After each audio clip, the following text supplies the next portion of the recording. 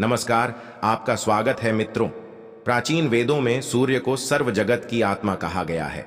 समस्त जीवों की आत्माओं का ऊर्जा स्रोत सूर्य देव ही है। सूर्य से ही सृष्टि पर जीवन है। सूर्य का शाब्दिक अर्थ प्रेरक होता है। यह सर्व प्रकाशक, सर्व प्रवर्तक होने से सर्व कल्याणकारी है। यजुर्वेद में कहा गया है, चक्षु सूर्य जाय, अर्थात सूर्य भगवान का नेत्र है। इसीलिए साक्षात भगवान सूर्य की किरणों के माध्यम से समस्त संसार का संचालन करते हैं।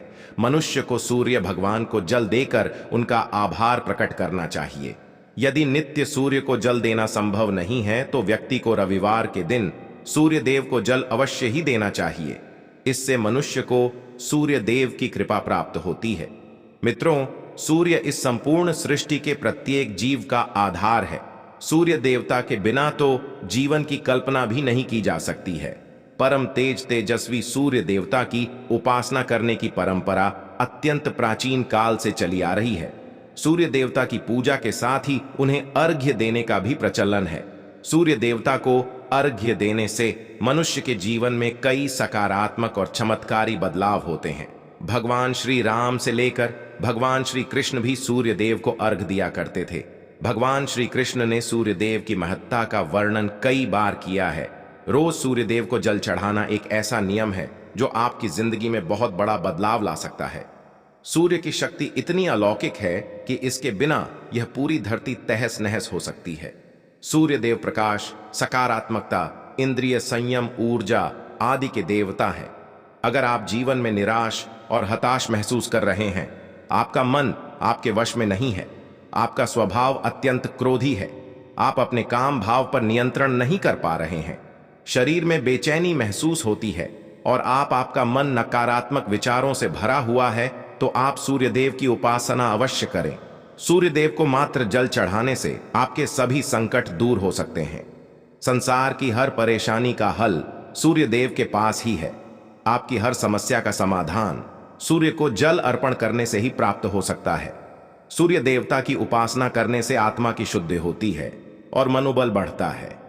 सूर्योदय के समय सूर्य की किरणों से वातावरण पवित्र और सकारात्मक बन जाता है। यदि प्रतिदिन आप सुबह स्नान करके सूर्य देवता को मंत्रों का उच्चारण करते हुए जल चढ़ाते हैं तो इसके आपको कई फायदे होंगे। कुछ ही समय में आप खुद इसका प्रभाव महसूस करेंगे कि सूर्य देव की कृपा से आपका जीवन कितना बेहतर हो गया है। आप पाप, रोग, भय आदि दोषों से मुक्त हो जाएंगे और आपका जीवन खुशियों से भर जाएगा। आपका शरीर स्फूर्ति युक्त रोगों से मुक्त हो जाएगा और आप प्रत्येक का कार्य को उत्साह से कर पाएंगे। कुंडली में अन्य ग्रहों की तरह ही सूर्य के शुभ या अशुभ स्थिति में होने से हमारे जीवन पर भी इसका शुभ या अशुभ प्रभाव पड़ता है। कुंडली में सूर्य यदि शुभ स्थिति में होता है तो हमें समाज में भरपूर मान सम्मान, यश और प्रसिद्ध मिलती है। वहीं कुंडली में यदि सूर्य अशुभ स्थिति में हो तो इसके विपरीत परिणाम मिलते हैं। इसलिए कुंडली में यदि सूर्य की स्थिति मजबूत करनी है तो ज्योतिष शास्त्र में कुछ ऐसी चीजों के बारे में बताया है जिन्हें पानी में डालकर सूर्य देव को अर्घ्य देने से शुभ परिणाम प्राप्त होते हैं। किंतु मित्रों, कई मनुष्य सूर्य को जल देते समय बहुत सी गलतियां कर बैठते हैं। सूर्य को जल देते समय महत्वपूर्ण नियमों का पालन नहीं करते हैं। गलत तरीके से अर्घ्य देकर सूर्यदेव का अपमान नहीं करना चाहिए, अन्यथा मनुष्य को कई कष्टों का सामना करना पड़ सकता है। साथ केवल सूर्य को जल देने से फल की प्राप्ति नहीं होती है। सूर्य को जल देते समय विधि का पालन करते हुए सूर्यदेव के मंत्र का जाप करना भी आवश्यक है। तभी सूर्य को जल देने का फल मनुष्य को प्राप्त होता है।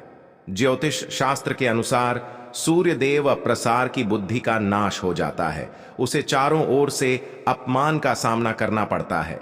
ऐसे व्यक्ति की आंखों की रोशनी चली जाती है और उसे गंदा भोजन प्राप्त होता है। फल स्वरूप व्यक्ति की विद्या हो जाती है। वह जो कुछ भी पढ़ता है उसे तुरंत ही भूल जाता है। पिता पुत्र में अकारण ही वाद विवाद होने लगता है। सूर्य देवता रुष्ट हो जाने पर व्यक्ति पर गलत इल्जाम लगते हैं और उसके हाथ से अनजाने में कई अपराध हो जाते हैं। इसीलिए व्यक्ति को अनिष्ट कार्य करके सूर्यदेव को रुष्ट नहीं करना चाहिए। इस प्रकार से सूर्यदेव का हमारे जीवन में सबसे अधिक महत्व है।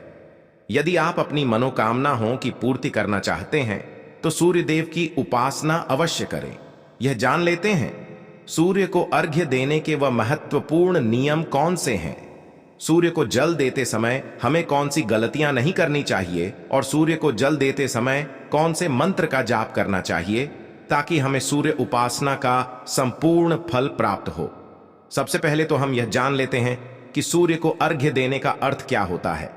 तो मित्रों, अर्घ्य देने से तात्पर्य यह है कि सूर्य देवता को भक्त भाव से जल अर्पण करना।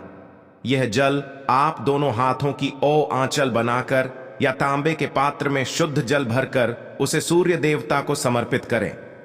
लेकिन ध्यान रहे कि यदि आप हाथों की ओ आंचल बनाकर सूर्य देवता को अर्घ्य दे रहे हैं तो अपने हाथों की तर्जनी और अंगूठे को एक दूसरे से जोड़कर ना रखें, यानी कि एक दूसरे का स्पर्श ना होने दें। दोनों हाथों के अंगूठे को फैलाकर रखें। यदि हम तर्जनी और अंगूठे को जोड़कर रखते हैं तो यह राक्षसी मुद्रा बन जाती है और इस मुद्रा में सूर्य को अर्घ्य देना अशुभ माना जाता है। यदि आप पात्र में जल भरकर सूर्य देवता को अर्घ्य दे रहे हैं तो भी उस पात्र को दोनों हाथों के अंगूठे का स्पर्श ना हो, इसका ध्यान रखें। अर्घ्य देते समय अपने दोनों हाथों को ऊपर उठाकर पात्र को पकड़े और सिर झुकाकर रखें। सूर्य देवता को अर्घ्य हमेशा सूर्योदय के समय देना चाहिए। सूर्य की उपासना करना हमेशा ही शुभ होता है। सूर्योदय के 2 घंटे बाद अर्घ्य देने का कोई भी औचित्य नहीं होता है। यदि किसी कारणवश आप सूर्योदय के समय अर्घ्य ना दे सके तो 3 बार अर्घ्य देने के बजाय 4 बार अर्घ्य दें और सूर्य देवता से क्षमा मांग लें। इससे दोष कम हो जाता है। सूर्य को जल तांबे के पात्र में ही देना चाहिए। तांबे को सूर्य देव की प्रिय धातु माना गया है, इसीलिए सूर्य को जल देने के लिए केवल तांबे से बने पात्र का ही प्रयोग करना चाहिए। अन्य धातुओं से बने पात्रों में सूर्य को अर्घ्य देने से कोई लाभ प्राप्त नहीं होता है। परमात्मा ने सूर्य को जगत में प्रकाश करने, संचालन करने, अपने तेज से शरीर में ज्योति प्रदान करने तथा जठराग्नि के रूप में आमाशय में अन्य को बचाने का कार्य सौंपा है। इसी कारण से तांबे के पात्र में रखे जल को पीने से व्यक्ति पेट से जुड़े रोगों से भी मुक्त हो जाता है। उस तांबे के पात्र में गंगा जल या पवित्र नदियों का जल भरे। यदि ऐसा संभव नहीं है तो शुद्ध जल का प्रयोग करें। मात्र जल से कभी भी अर्घ्य नहीं देना चाहिए। जल के पात्र में जल के साथ मुख्य रूप से कोई भी लाल फूल, लाल चंदन और अक्षत जरूर डालें। आप चाहे तो इस जल में थोड़ा सा घी, शहद, दूध या गुड़ इत्यादि भी मिला सकते हैं।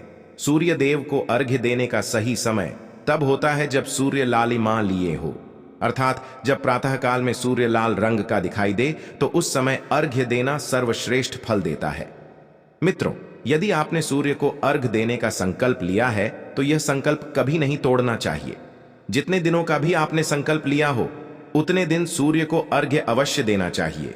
यदि आप संकल्प को पूरा नहीं कर सकते तो ऐसा संकल्प नहीं करना चाहिए, इससे सूर्य देव रुष्ट हो जाते हैं। दोस्तों, भगवान श्री कृष्ण ने सूर्य देव को जल देने का मंत्र बताया है जिसका उच्चारण अवश्य ही करना चाहिए। वह मंत्र इस प्रकार है: ऊ आदित्य नम मंत्र या ऊ घनी सूर्याय नमः। मंत्र का जाप भी कर सकते हैं। इस मंत्र का उच्चारण करके सूर्य को जल देने से दरिद्रता का अंत होता है और व्यक्ति को सुख समृद्धि की प्राप्ति होती है। दोस्तों, सूर्य देव की महिमा अपरंपार है और प्रतिदिन ही हमें उनका आभार मानना चाहिए। परंतु ज्योतिष शास्त्र में मुख्य रूप से रविवार का दिन सूर्य देवता का दिन माना जाता है। इसलिए अपनी कुंडली से सूर्य दोष को दूर करने के लिए आपको रविवार के दिन विशेष रूप से सूर्य देवता का उपवास रखना चाहिए और सूर्य से संबंधित वस्तुओं का दान करना चाहिए।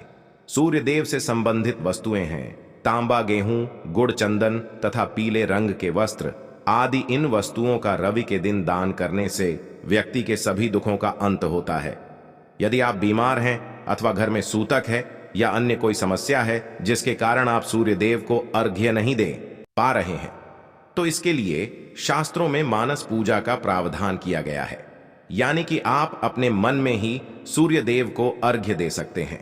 मित्रों, सूर्योदय पूर्व दिशा से होता है और यदि किसी कारणवश सूर्य देवता दिखाई नहीं दे रहे हैं तो आप उनका मन ही मन स्मरण करके पूर्व दिशा की ओर मुंह करके उन्हें अर्घ्य दें। लेकिन कभी भी सूर्य को अर्घ्य देने का संकल्प ना छोड़े। तो दोस्तों, इस प्रकार से आप भी सूर्यदेव को अर्घ्य देकर सूर्यदेव की कृपा प्राप्त करें। उम्मीद है आपको यह जानकारी अच्छी लगी होगी। वीडियो को लाइक जरूर करें, कमेंट में जय सूर्यदेव अवश्य लिखें, साथ ही चैनल को सब्सक्राइब करना ना भूलें। और यदि आपको इस वीडियो के संबंधित या कोई शास्त्र या प्राचीन ज्ञान के संबंधित कोई भी जानकारी